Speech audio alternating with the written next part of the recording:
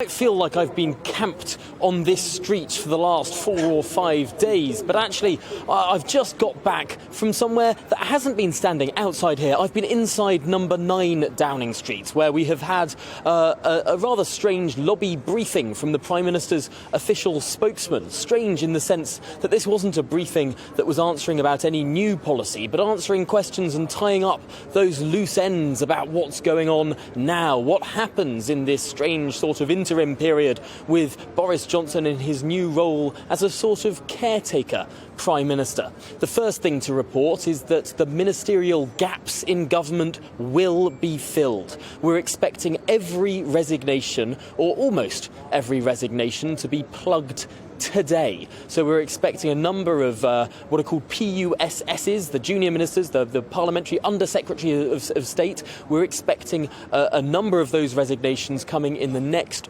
a number of those appointments, I should say, rectifying those resignations coming in the next few minutes, because of course the business of government must go on despite the handover of power to a new Prime Minister in a matter of weeks. So plugging those gaps in government, we should see a relatively secure set of appointments coming in the next few hours as the afternoon progresses, and that will mean that the government is whole once more.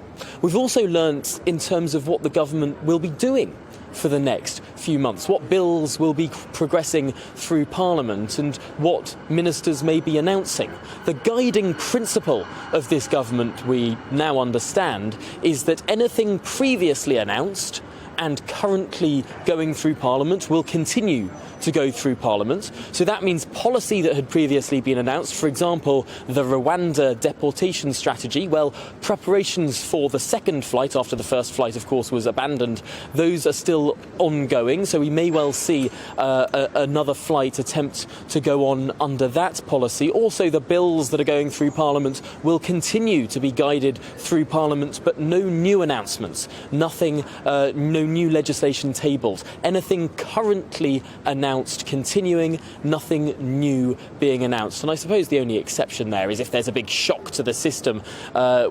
We did understand that the government may well respond in kind, but only in an exceptional circumstance. Really, what we're seeing now is the government finishing the business that was initiated, delivering the promises it has already made, but nothing new, nothing big, more to come from this government. Very quick one, if I may, Tom. That absolutely intrigues me, because we talked about this before. In his resignation letter, Rishi Sunak, as Chancellor, said basically you and I can't agree on economic policy, therefore I can't make the big speech I was going to be making.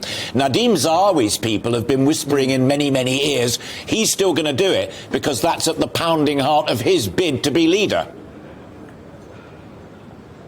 Well, Alistair, you ask a fantastic question, because that is a question that was directly asked of the Prime Minister's spokesman, and I can confirm that the speech that was scheduled for Tuesday, this joint economic speech between the Prime Minister and the Chancellor, that has been cancelled. Wow. That is not now going ahead. Why is it not going ahead? Because it would be new policy. It would be a change in policy, and this government has committed to do no new policy. So that speech cancelled.